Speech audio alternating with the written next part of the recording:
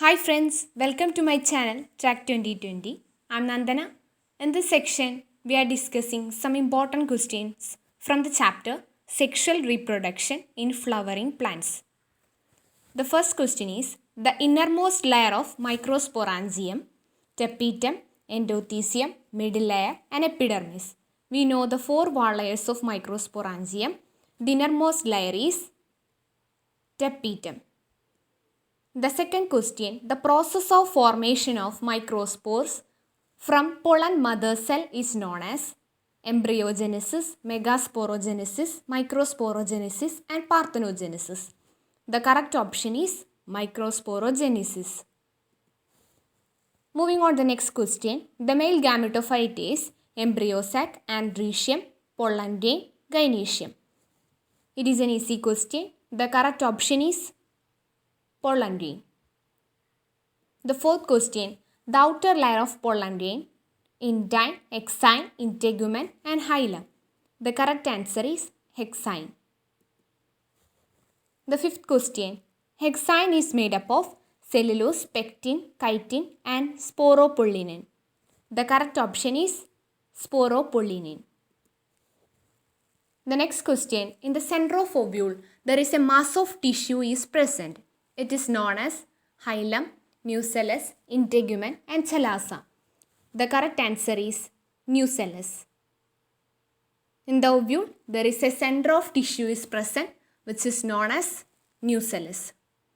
The seventh question is, the female gametophyte of a flower is pollen grain, ovule, gynoecium, embryo sac. The correct option is embryo sac. The seventh question, which of the following plants shows a very close relationship with the species of moth? Hydrilla, yucca, viola and banana. The correct option is yucca. The eighth question, the pollination by water take place in Eichhornia, Nelumbo, Hydrilla and all of these. The right answer is Hydrilla. The ninth question, the persistent nucellus is known as placenta, perisperm, periderm and ovary. The correct answer is perisperm, which is known as persistent nucellus. The 10th question, early development of the embryo in dicots and monocots is similar up to dyad stage, quadrant stage, globular stage, heart-shaped stage. The correct option is globular stage. Moving on to the next question, the triple fusion is a characteristic of angiosperm, gymnosperm, pteridophyte and bryophytes. The answer is angiosperm. The 12th question, which among this is not a post-fertilization event? Embryogenesis, fruit formation, gametogenesis and seed formation. The correct option is gametogenesis.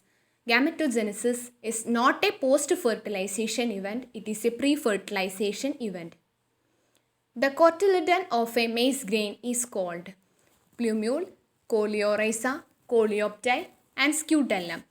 The maize grain is a monocot plant. The cotyledon of a monocot plant is known as scutellum. So the correct answer is scutellum.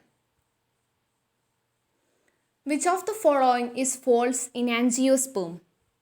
Egg cell haploid, megaspore diploid, pollen grain haploid, endosperm triploid. We know that in angiosperm, megaspore is always haploid. So the correct option is megaspore diploid. Next question, the production of seed without fertilization in which asexual reproduction mimics sexual reproduction is called parthenogenesis, androgenesis, apomixis and parthenocarpy. The correct option is apomixis.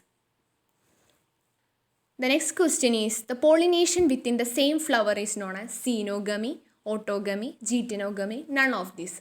The correct option is autogamy. The 17th question, which is the basal part of the ovule? Micropyle, chalaza, integument and hilum. The correct answer is chalaza. The next question, the egg apparatus consists of one egg cell, two synergids and one egg cell, 1 synergids and 2 egg cell. The correct option is 2 synergids and 1 egg cell. The 18th question is, on maturity, the pollen grain contains vegetative cell, generative cell, both of them, and none of these. On maturity, the pollen grain contains both of them, which means it contains vegetative cell and generative cell. The next question, a flower is exhibiting dry and non-sticky pollen, versatile stamens, and feathery stigma. These are the adaptations of anemophily, hydrophily, ornithophily, and anemophily. The correct option is anemophily. The last and final question, the dicot embryo doesn't have plumule and radicle, embryonic leaves, epicotyle and hypocotyle, coleoptile and coleorrhizome. We know that the monocot embryo have coleoptile and coleorrhizome, but dicot embryo doesn't have coleoptile and coleorrhizome. Thank you for watching this video. If you like this video, like, share and subscribe.